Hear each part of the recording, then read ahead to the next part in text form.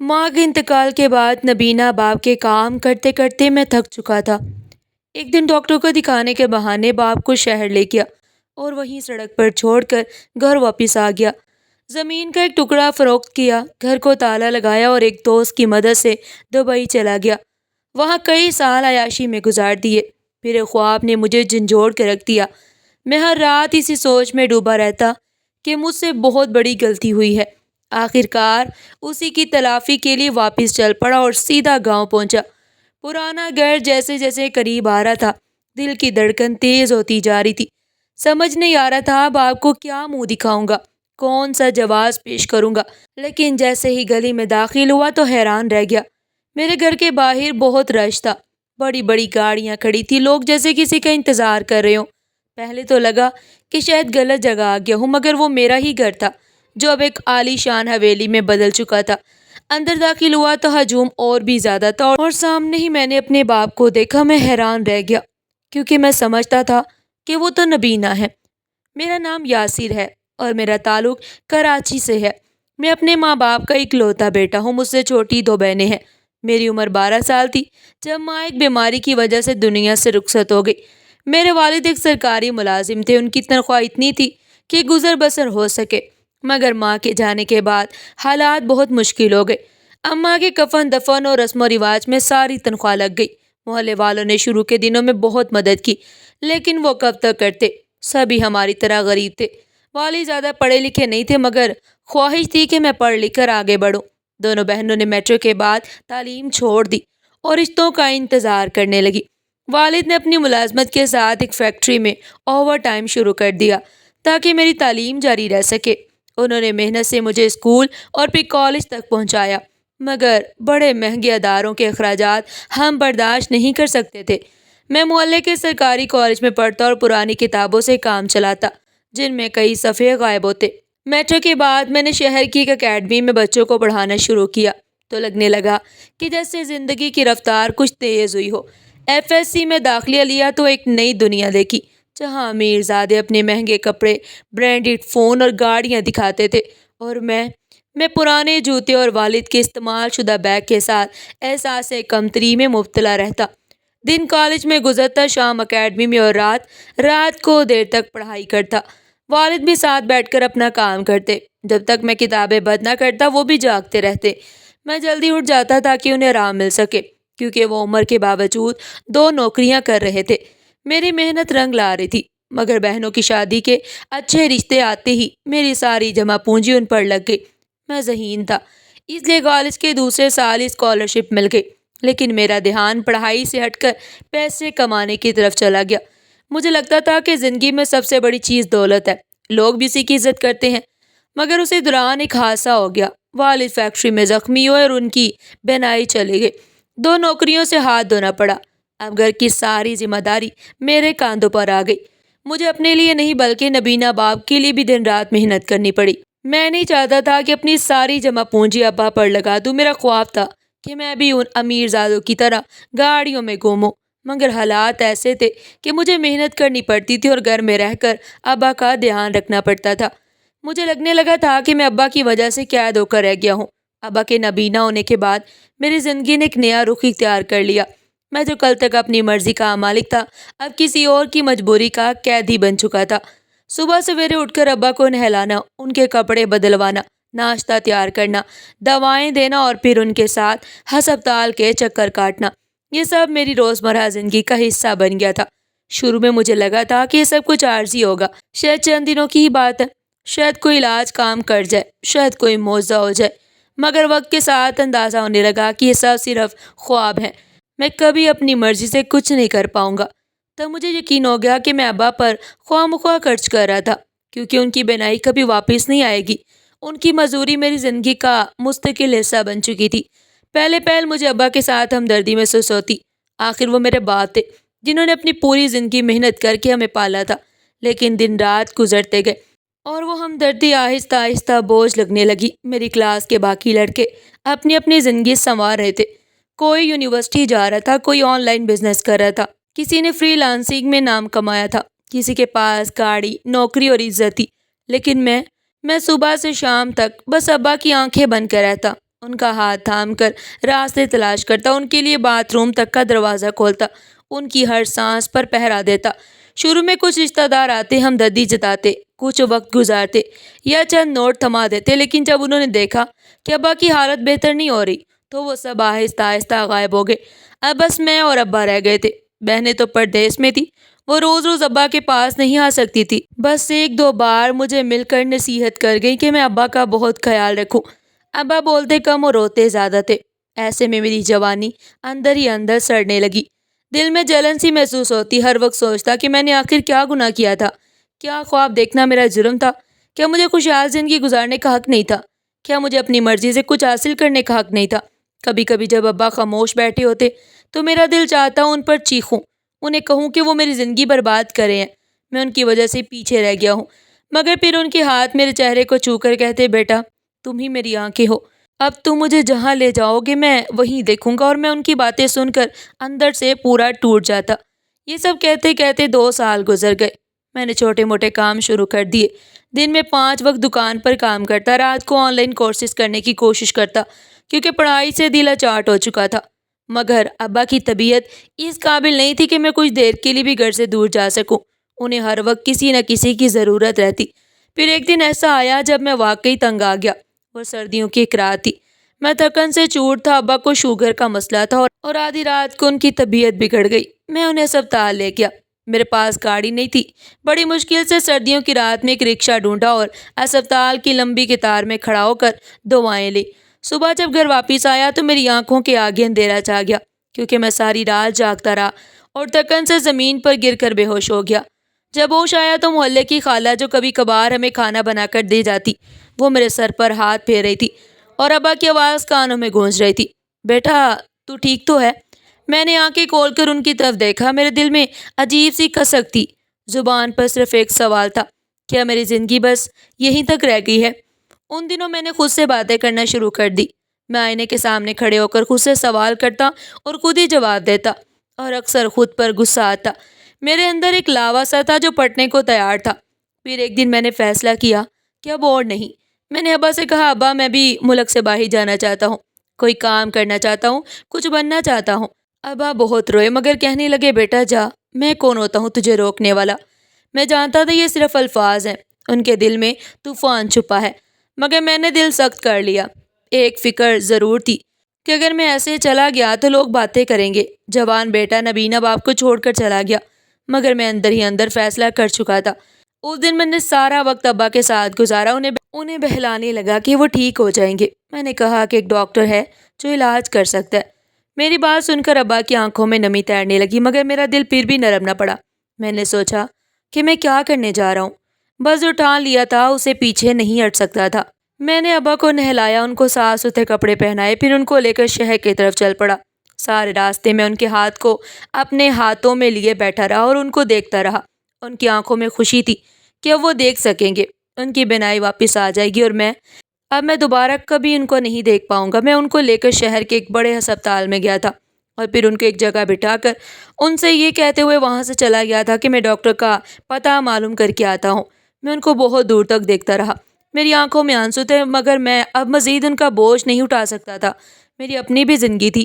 ہسپتال کے گیٹ سے باہر نکلتے وقت میرا دل ایک عجیب سی سنسناہٹ سے بھر گیا تھا، یعنی آخری بار مڑ کر دیکھا تو ابا وہیں بینچ پر بیٹھے تھے میرے انتظار میں۔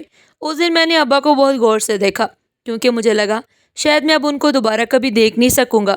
ان کے چہرے کی جھریوں میں اضافہ ہو گیا، ان کی جھکی ہوئی کمر کچھ اور جھک چکی تھی، جیسے وہ وقت کی تھکن کا بوجھ اپنے کندھوں پر اٹھائے ہوئے تھے۔ میں جانتا تھا کہ میں نے ان کا ہاتھ چھوڑ کر صرف ان کی انگلیاں نہیں بلکہ ان کی برسوں کی امید بھی چھوڑ دی۔ میں ایک دم واپس آیا، ان کے سامنے کھڑا ہو کر ان کو سر سے پاؤں تک دیکھا تاکہ ان کے وجود کا ایک ایک حصہ اپنے ذہن میں نقش کر سکوں، اور پھر میں نے فاصلے پر بیٹھی ایک بوڑھی اماں سے کہا وہ میرے ابا کا خیال رکھے، جب تک میں ڈاکٹر کو لے کر نہ آ جاؤں۔ اس عورت کو ابا کا خیال رکھنے کا کہہ کر مجھے اتنی تسلی تو ہو گئی کہ چلو کوئی تو ان پر نظر رکھے گا، ان کا خیال رکھے گا، مگر کب تک یہ میں نہیں جانتا تھا۔ اور پھر میں نم آنکھوں کے ساتھ ابا کو ہمیشہ کے لیے چھوڑ کر وہاں سے نکل گیا۔ پھر میں بھاگتا ہوا بس کے اڈے تک گیا، مجھ سے جتنا جلدی ہو سکتا تھا میں وہاں سے نکل جانا چاہتا تھا تاکہ میرا دل دوبارہ ابا کی طرف کھینچا نہ چلا جائے۔ میں جیب میں کچھ روپے تھے، میں نے بس کا ٹکٹ خریدا، ایک نئی زندگی کی طرف نکل پڑا۔ کم از کم مجھے ایسا لگتا تھا اب میری زندگی میں سکون آ جائے گا۔ میں کافی عرصے تک خود کو بس یہی یقین دلاتا رہا کہ میں نے ٹھیک کیا، کیونکہ میرے پاس بھی تو جینے کا حق تھا۔ میں غلام تو نہیں تھا کہ ساری زندگی ابا کے سائے میں گزار دیتا اور اپنے ارمانوں، اپنی خواہشات کا گلا گھونٹ دیتا۔ مگر رات کے اندھیروں میں جب آوازیں خاموش ہو جاتی اور صرف دل کی دھڑکن باقی رہتی تو مجھے احساس کی چیخیں سنائی دیتی۔ لیکن میں نے جلد ہی اتنے پیسوں کا بندوبست بھی کر لیا تھا کہ میں اس احساس سے بھی دور بھاگ سکوں۔ تو میں نے زمین کا وہ ٹکڑا بھی بیچ دیا جو ابا کی کل کائنات تھی، اور ان پیسوں سے میں نے دبئی کا ٹکٹ بک کروا لیا تاکہ وہاں جا کر میں اپنی مرضی کی زندگی گزار سکوں، اور جیسے عیاشیاں میری عمر کے لڑکے کر رہے تھے میں بھی زندگی کے وہ مزے لے سکوں۔ دبئی جاتا تو جیسے کسی اور ہی دنیا میں پہنچ گیا، وہ دنیا جو میں نے برسوں سے صرف خواب میں دیکھی تھی۔ اونچی عمارتیں، جگمگاتی مارکیٹیں، مہنگی گاڑیاں، یہ سب کچھ دیکھ کر ایسا لگتا تھا جیسے ہر کوئی صرف اپنے لیے جیتا ہے۔ وہاں تو کسی کے دکھ کا بوجھ کسی کے کاندھوں پر نہیں تھا، ہر کوئی اپنی مستی میں تھا۔ دبئی پہنچ کر پہلے دن میں ایک چھوٹے سے کمرے میں ٹھہرا جو میرے ہی ایک واقف کار نے کرائے پر دلایا تھا، اور اسی کی بدولت مجھے کام بھی جلد مل گیا تھا، اور وہ کام مجھے اچھا بھی لگا۔ مجھے ایک بڑے سے ہوٹل میں ویٹر کی نوکری ملی جو سمندر کے کنارے تھا۔ وہاں سارا دن ہوا چلتی رہتی، میں دن بھر کام کر کے بھی نہیں تھکتا تھا، جبکہ پاکستان میں تو 3-4 گھنٹے کام کر کے تھکن سے چور ہو جاتا۔ کام کرنے کے بعد میں دوبارہ کمرے میں چلا جاتا اور رات بھر آرام کرتا۔ کبھی کبھار دوستوں کے ساتھ مل کر کسی کمرے میں بیٹھ کر موبائل پر تصویریں دیکھتا رہتا۔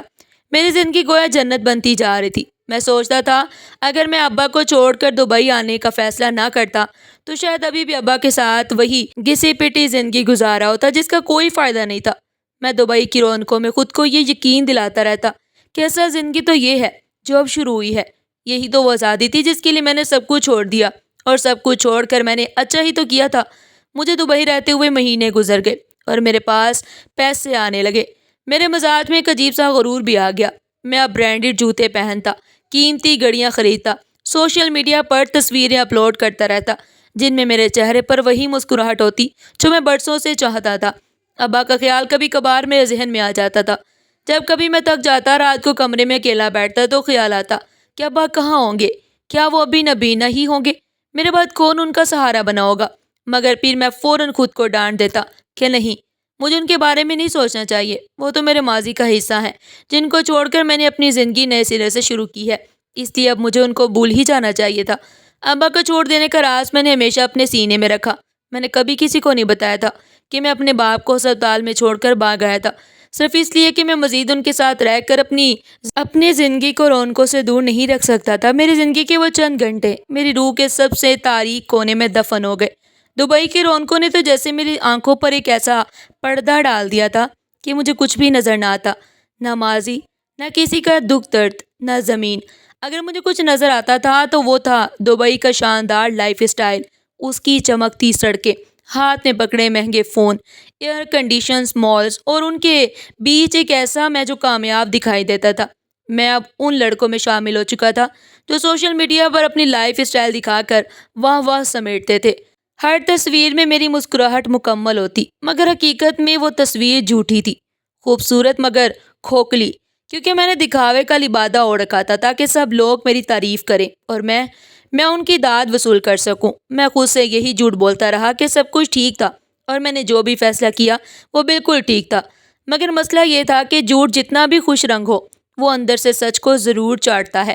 ایسی ایک رات تھی جب میں پارٹی سے واپس آ رہا تھا۔ اس رات میں کافی نشے میں تھا، دوستوں نے خوب ہنسی مذاق کیا، لڑکیوں کی باتیں کی تھی، لیکن جیسے میں اپنے کمرے میں داخل ہوا ہر چیز ایک نئے سناٹے میں بدل گئی۔ بستر پر بیٹھتے ہی ایک پرانا خواب پھر سے لوٹ آیا، وہی خواب جسے میں کئی سالوں سے پیچھا چھڑوا رہا تھا، وہی خواب جس میں ابا مجھے اس بینچ پر بیٹھے پکار رہے تھے جس پر میں ان کو چھوڑ آیا تھا، اور میں دور ہوتا جا رہا تھا، یہاں تک کہ ان کی آواز مدھم ہو گئی، اور اچانک ہی میں گھبرا کر اٹھ بیٹھا۔ میرا دل زور زور سے دھڑک رہا تھا، ماتھے پر ٹھنڈا پسینہ تھا۔ میں بہت عرصے سے یہ خواب دیکھ رہا تھا، سوچنے لگا کہ مجھے یہ خواب کیوں بار بار آتا ہے، کیا میں نے کوئی بہت بڑا گناہ کر لیا جو ماضی میرا پیچھا نہیں چھوڑ رہا؟ مگر تبھی میرا ضمیر مجھے ملامت کرنے لگتا کہ وہ خواب نہیں بلکہ وہ تو حقیقت تھی جسے میں جان چھڑوا رہا تھا۔ اگلے دن میں نے پہلی بار سچ کو کھل کر سوچا۔ میں نے سوچا اگر میں ابا کو ہسپتال نہ چھوڑتا تو کیا ہوتا؟ شاید میری زندگی ویسے ہی مشکل ہوتی، مگر میرا دل تو سکون میں ہوتا کہ شاید وہ خوش نہ ہوتے مگر مجھے دعائیں دیتے۔ اماں تو ویسے ہی نہیں تھی، ایک ابا ہی تو تھے، اور ان کو بھی میں نے خود ہی چھوڑ دیا تھا۔ میں نے دل کو بہلانے کی کوشش کی مگر اب وہ بہلنے والا نہیں تھا۔ میں نے اگلی ہی فلائٹ سے واپسی کا فیصلہ کر لیا۔ نہ میں نے کسی دوست کو کچھ بتایا، نہ ہی کوئی سوشل پوسٹ ڈالی، بس ایک چھوٹا سا بیگ اٹھایا اور وطن واپس ابا کے پاس روانہ ہو گیا۔ پاکستان کی زمین پر قدم رکھتے ہی ہوا کا ایک ٹھنڈا جھونکا میرے چہرے سے ٹکرایا، جیسے برسوں بعد کسی ماں کی گود میں لوٹا ہوں، مگر اس گود میں اب گرم جوشی نہیں تھی، صرف مٹی کی خاموشی تھی۔ میں سیدھا اپنے گاؤں آیا، جہاں پرانا گھر تھا۔ جیسے جیسے میں اپنے گھر کی طرف بڑھا تھا، میرے دل کی دھڑکن بھی بے ترتیب ہو رہی تھی۔ مجھے کچھ سمجھ نہیں آ رہا تھا کہ میں ابا سے کیا کہوں گا، ان کو کیا جواز پیش کروں گا کہ میں ان کو چھوڑ کر کیوں چلا گیا تھا۔ اب جیسے ہی میں اپنے گھر والی گلی میں داخل ہوا، میں نے دیکھا کہ وہاں میرے گھر کے باہر بہت رش تھا، بڑی بڑی گاڑیاں کھڑی تھی، بہت سے لوگ جیسے کسی سے ملنے کے انتظار میں کھڑے تھے۔